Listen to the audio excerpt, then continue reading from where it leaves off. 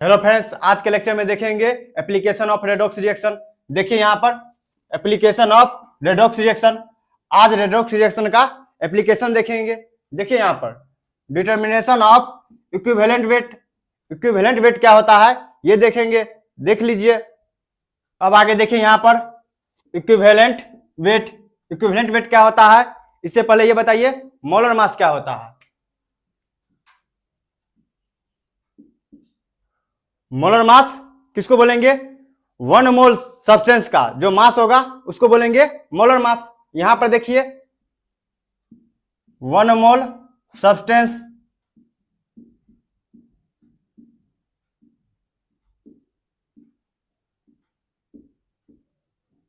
One mole substance का जो मास होगा उसको बोलेंगे मोलर मास। इक्विवेलेंट मास किसको बोलेंगे? 1 इक्विवेलेंट सब्सटेंस मास। 1 इक्विवेलेंट सब्सटेंस का जो मास होगा उसको बोलेंगे इक्विवेलेंट मास। यहां पर पहले बताइए मोल कैसे निकालते हैं। Given mass by molar mass.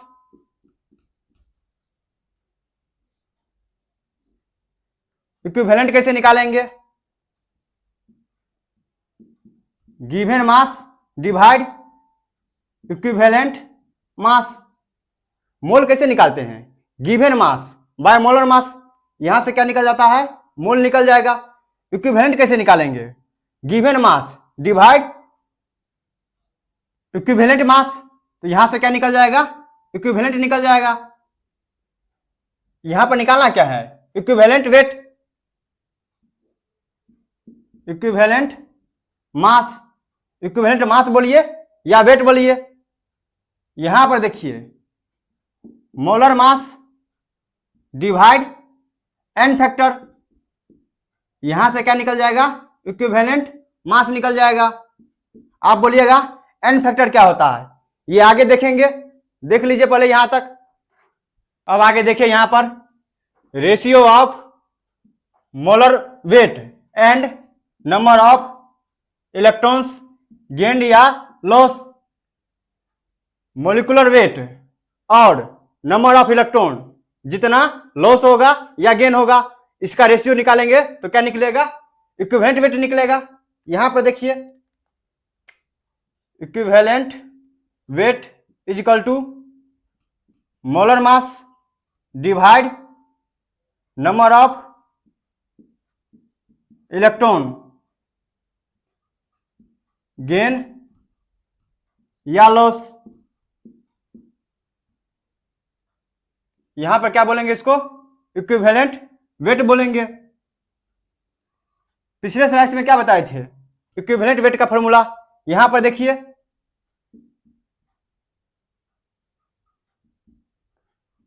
Molar mass divide n factor. N factor क्या होता है? नंबर ऑफ इलेक्ट्रॉन गेन या लॉस, इसी को बोलते हैं एन फैक्टर। देख लीजिए। अब आगे देखिए यहां पर वैलेंसी फैक्टर, इसी को बोलते हैं एन फैक्टर। यहां पर देखिए according to redox reaction n factor is number of electrons gain या loss per molecule. N factor क्या होगा? नंबर ऑफ इलेक्ट्रॉन गेन या लॉस, उसी को बोलेंगे एन फैक्टर।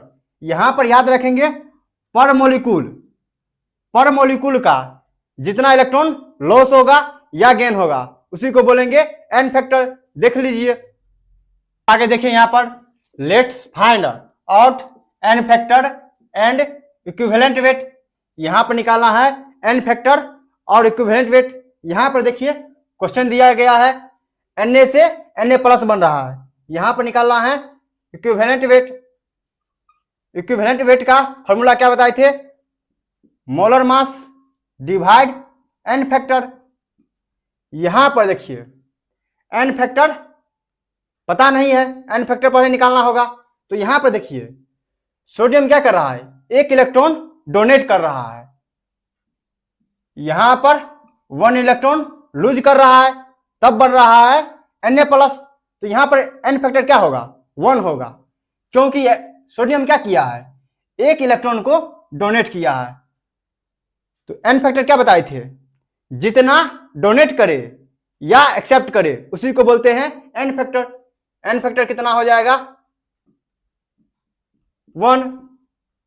सोडियम का मोलर मास कितना होता है? 23 होता है। यहां पर देखिए 23 डिवाइड n फैक्टर कितना निकाले हैं? 1। यहां पर निकल जाएगा 23। इक्विवेलेंट वेट कितना निकलेगा? 23।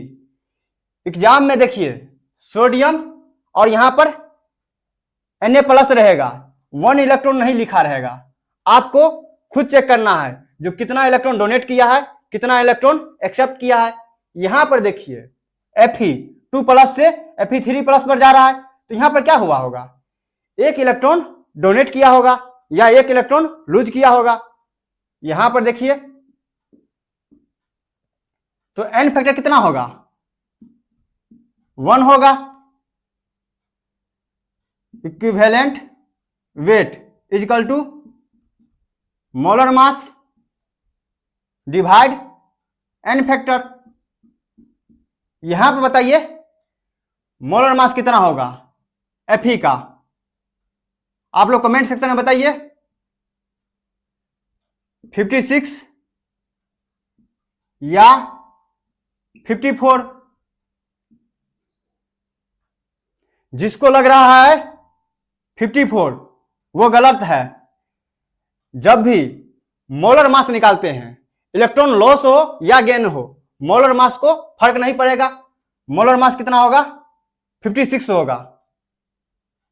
56 डिवाइड n फैक्टर 1 होगा, तो यहां पर कितना हो जाएगा? 56। इक्विवेलेंट वेट निकलेगा, देख लीजिए। अब आगे देखिए यहां बताइए आप लोग इक्विवेलेंट वेट कितना होगा। यहां पर देखिए क्लोरीन, यहां पर क्या है? Cl-। क्लोरीन से Cl- कैसे बनेगा? यहां पर देखिए क्लोरीन 1 इलेक्ट्रॉन को अगर एक्सेप्ट करेगा तो यहां पर क्या होगा? Cl-। यहां पर अगर पूछा जाएगा n फैक्टर कितना होगा, तो यहां पर 1। यहां पर क्या हुआ है? 1 इलेक्ट्रॉन को एक्सेप्ट किया है, तब बना है Cl-। यहां पर बोलिएगा n फैक्टर 1 होगा। यहां पर n फैक्टर 1 नहीं होगा। वहां पर क्या बताए थे? पर मोलिक्यूल। यहां पर देखिए क्लोरीन एटम कितना है? 2 है। 1 था यहां पर, तो यहां पर क्या था? 1 निकला है, 1 इलेक्ट्रॉन। यहां पर कितना है? 2 है, तो यहां पर क्या होगा? 2 इलेक्ट्रॉन को एक्सेप्ट करना होगा, तब बनेगा 2Cl-। यहां पर n फैक्टर कितना हो जाएगा? 2 हो जाएगा। यहां पर n फैक्टर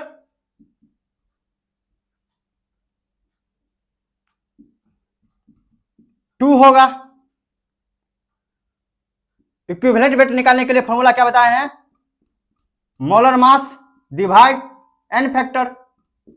यहां पर देखिए मोलर मास कितना हो जाएगा?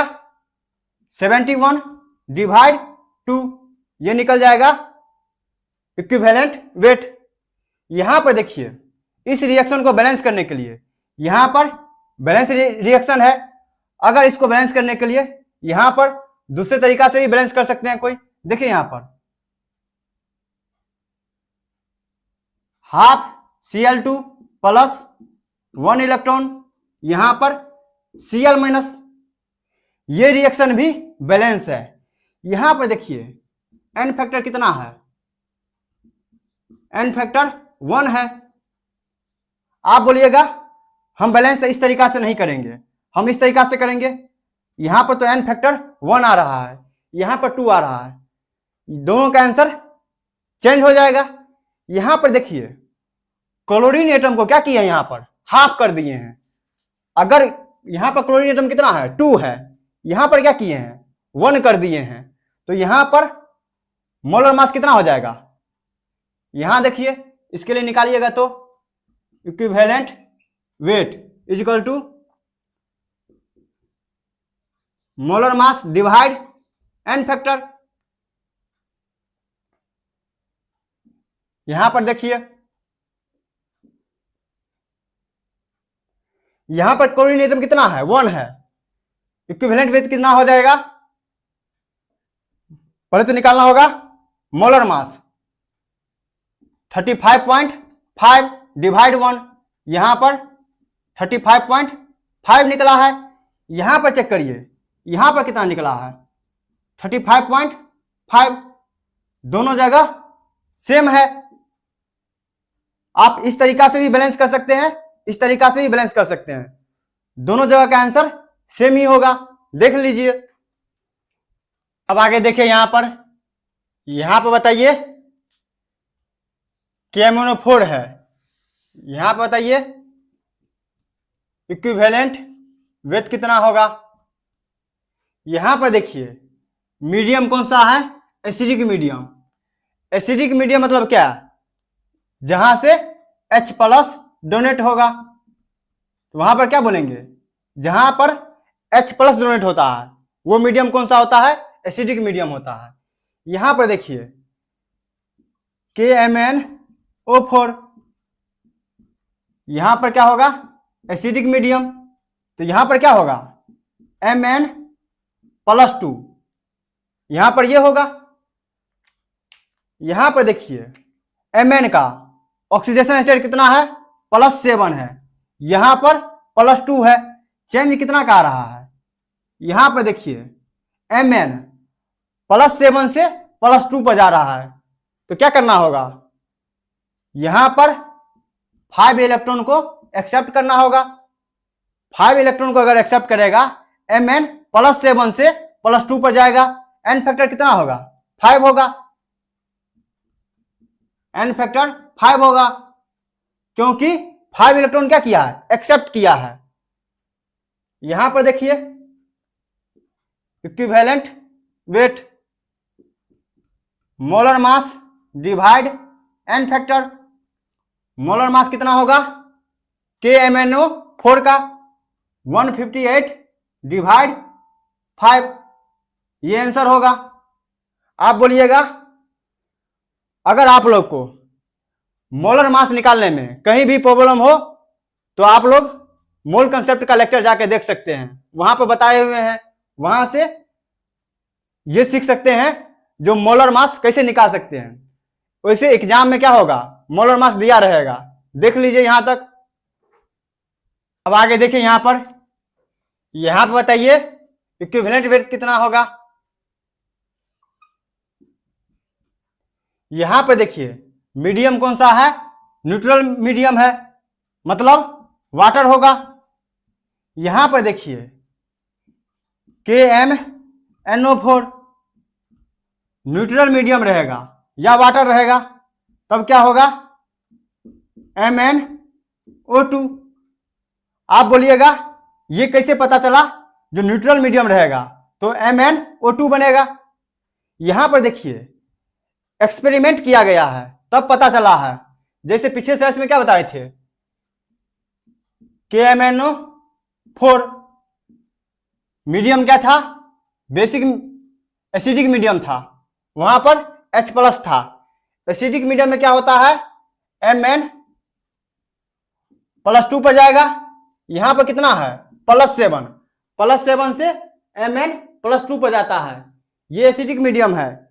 इस रिएक्शन को याद रखना होगा, एग्जाम में बस ये दिया रहेगा और मीडियम दिया रहेगा, आपको खुद निकालना होगा। यहां पर क्या करेंगे, इस रिएक्शन को याद रखेंगे।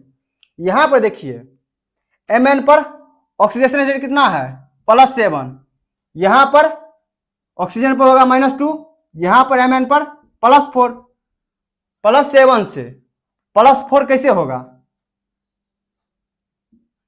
3 इलेक्ट्रॉन को अगर एक्सेप्ट करेगा तो हो जाएगा।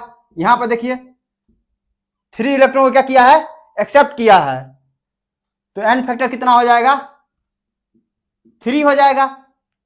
यहां पर देखिए equivalent weight is equal to molar mass divide n factor. Molar mass कितना है 158 डिवाइड 3, देख लीजिए। अब आगे देखिए यहां पर, यहां बताइए इक्विवेलेंट वेट कितना होगा। यहां पर देखिए मीडियम कौन सा है, basic medium, strong basic medium है। यहां पर देखिए KmNO4 बेसिक मीडियम होगा, वहां पर क्या होगा OH माइनस। यहां पर देखिए OH माइनस, यहां से क्या बनेगा K2MnO4। यहां पर देखिए ऑक्सीडेशन स्टेट कितना है +7 है, यहां पर +6 है। Mn +7 से +6 कैसे बनेगा, 1 इलेक्ट्रॉन को अगर एक्सेप्ट करेगा तो +7 से +6 बन जाएगा।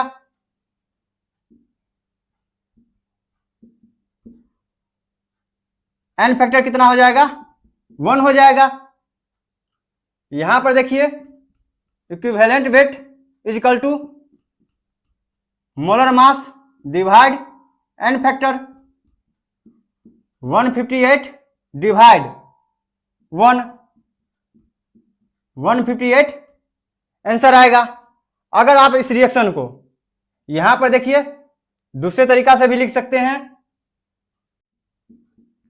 MnO4 माइनस, यहां पर OH माइनस, यहां से क्या बनेगा MnO4 2 माइनस। यहां पर देखिए Mn पर कितना है ऑक्सीडेशन स्टेट +7 है, यहां पर +6 है, यहां पर एन फैक्टर 1 है। ये दोनों रिएक्शन सेम ही है, देख लीजिए। अब आगे देखिए यहां पर शॉर्ट ट्रिक, अगर एग्जाम में क्वेश्चन आ जाएगा तो आसानी से बना सकते हैं। यहां पर देखिए अगर एसिडिक मीडियम होगा एन फैक्टर कितना होगा 5 होगा।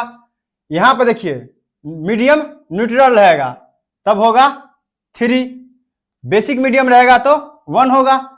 यहां पर देखिए याद रखने के लिए basic medium, acidic medium, neutral medium, BAN याद रखेंगे। यहां पर देखिए 1 5 3,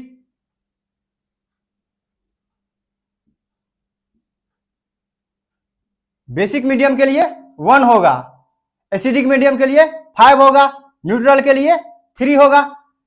अगर यहां पर मोलर मास निकालना रहेगा तो यहां पर क्या करेंगे, यहां पर देखिए 153 है, यहां पर क्या कर सकते हैं 3 को 8 बना सकते हैं। यहां पर क्या हो गया 8 हो गया। KmNO4 का मोलर मास कितना होता है 158, इस तरीका से याद रख सकते हैं, देख लीजिए। अब आगे देखिए यहां पर निकालना है इक्विवेलेंट वेट। यहां पर देखिए K2Cr2O7,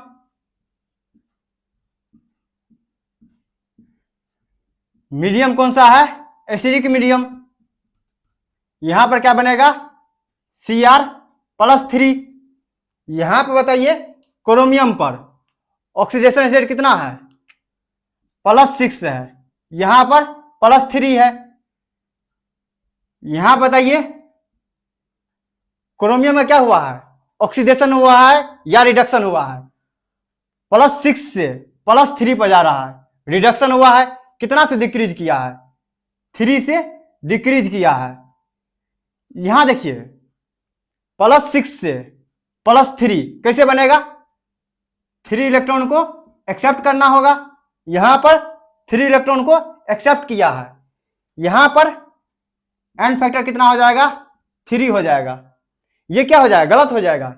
यहां पर देखिए क्रोमियम कितना है 2 है, यहां पर क्या निकाले थे 1 के लिए निकाले थे इतना, वहां पर क्या पढ़े थे एन फैक्टर के लिए पर मोलिक्यूल। यहां पर देखिए 2 मोलिक्यूल है तो यहां पर क्या होगा 2 से मल्टीप्लाई करना होगा, यहां पर हो जाएगा 6, n फैक्टर कितना हो जाएगा 6 हो जाएगा।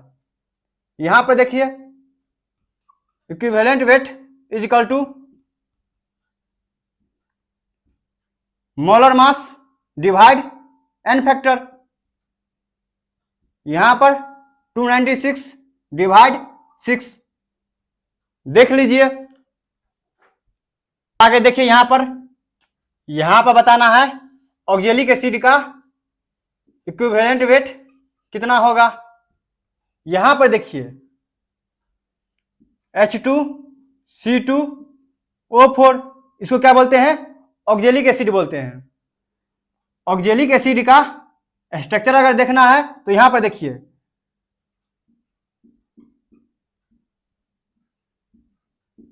इसको क्या बोलेंगे ऑक्जेलिक एसिड बोलेंगे। या तो इस स्ट्रक्चर को बना सकते हैं, यहां पर देखिए कार्बन डबल बॉन्ड ऑक्सीजन, यहां पर OH, यहां पर कार्बन डबल बॉन्ड ऑक्सीजन, यहां पर OH, दोनों सेम ही है। यहां पर देखिए मीडियम कौन सा है एसिडिक मीडियम H+, यहां से क्या बनेगा कार्बन डाइऑक्साइड। यहां पर चेक करिए कार्बन पर ऑक्सीडेशन स्टेट कितना है, निकालना होगा, X मानेंगे, यहां पर कितना होगा +1, यहां पर -2, यहां पर देखिए -8, यहां पर +2, तो यहां पर कितना हो जाएगा -6, तो यहां पर 2 है, तो यहां पर कितना हो जाएगा +3। आप निकाल भी सकते हैं यहां से। यहां पर +4, यहां पर देखिए +3 से +4 कैसे बनेगा, 1 इलेक्ट्रॉन डोनेट करना होगा। यहां बताइए n फैक्टर कितना हो जाएगा। यहां पर देखिए एक कार्बन के लिए 1 इलेक्ट्रॉन क्या किया है डोनेट किया है, यहां पर 2 कार्बन है, 2 इलेक्ट्रॉन डोनेट किया है, n फैक्टर कितना हो जाएगा 2 हो जाएगा। यहां पर देखिए equivalent weight is equal to molar mass divide n factor, molar mass कितना हो जाएगा 90 डिवाइड 2 45। देख लीजिए अब आगे देखिए यहां पर हाइड्रोजन परऑक्साइड, यहां पर पूछा जाएगा इक्विवेलेंट वेट। यहां पर देखिए H2O2, मीडियम कौन सा है एसिडिक मीडियम O2। यहां बताइए ऑक्सीजन पर ऑक्सीडेशन स्टेट कितना होगा -1, यहां पर 0, तो यहां पर क्या हुआ है 1 इलेक्ट्रॉन डोनेट किया है, तो यहां पर क्या बनेगा 1 इलेक्ट्रॉन। यहां पर देखिए ऑक्सीजन कितना है 2 है, तो यहां पर n फैक्टर कितना हो जाएगा 2 हो जाएगा, क्योंकि यहां पर देखिए एक ऑक्सीजन रहता तब n फैक्टर कितना होता 1 होता, यहां पर ऑक्सीजन 2 है, n फैक्टर कितना हो जाएगा 2 हो जाएगा। Equivalent weight is equal to molar mass divide n factor, molar mass कितना होगा 34 डिवाइड 2 17। देख लीजिए